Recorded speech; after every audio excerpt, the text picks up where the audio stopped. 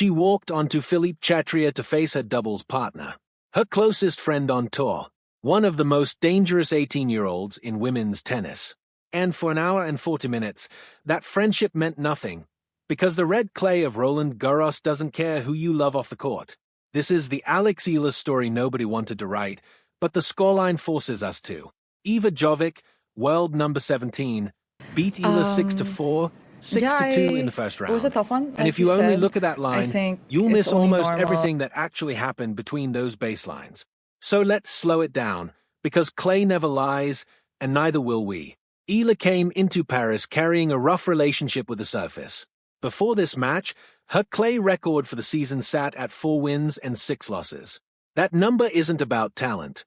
It's about movement, about sliding into a shot instead of stepping into it, about a game built more for hard courts than for the slow, high-bouncing chaos of red dirt.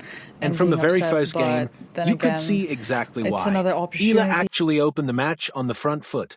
She earned 2 breakpoints in that very first service game, pushing Jovic immediately, showing the aggressive return game that's become her calling card on faster surfaces. For a moment, it looked like the underdog narrative might hold. Then Jovic did something that's becoming her signature at just 18 years old. She survived the pressure, held serve, and completely flipped the emotional momentum of the match in the other direction. That's the difference between a promising junior and a genuine top 20 threat. It's not the shots you hit when you're ahead. It's what you do the moment someone tries to take the match away from you early. Jovic didn't blink. She held, and then she started hunting.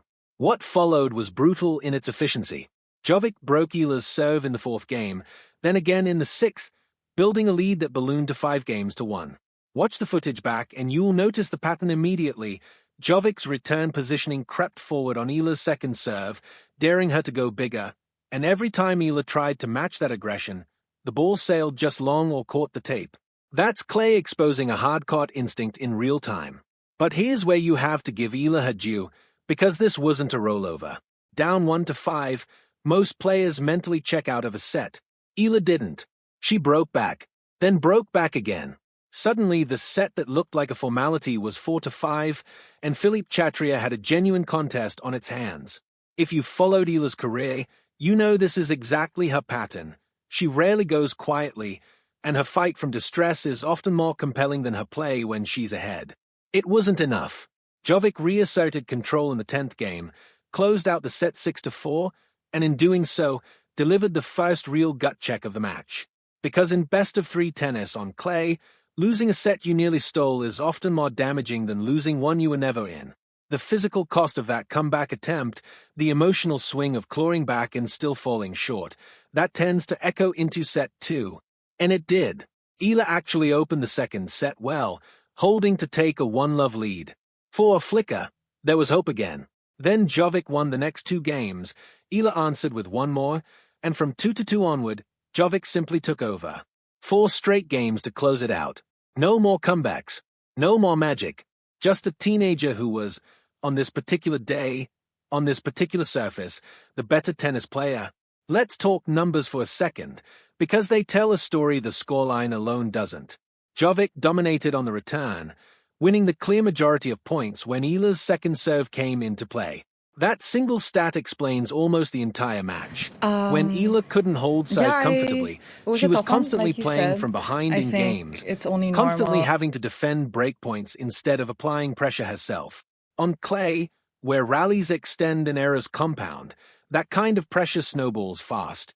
Now, here's what makes this match different from 100 other first-round upsets you'll see this tournament: the relationship between these 2 players. Eala and Jovic aren't just tour rivals.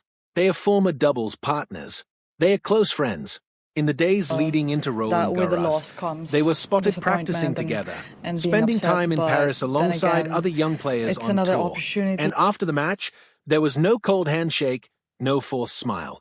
Jovic posted online that she wished there could have been 2 winners. Eala replied that there was no one she'd rather share the court with. That matters, because it tells you this wasn't a rivalry built on animosity.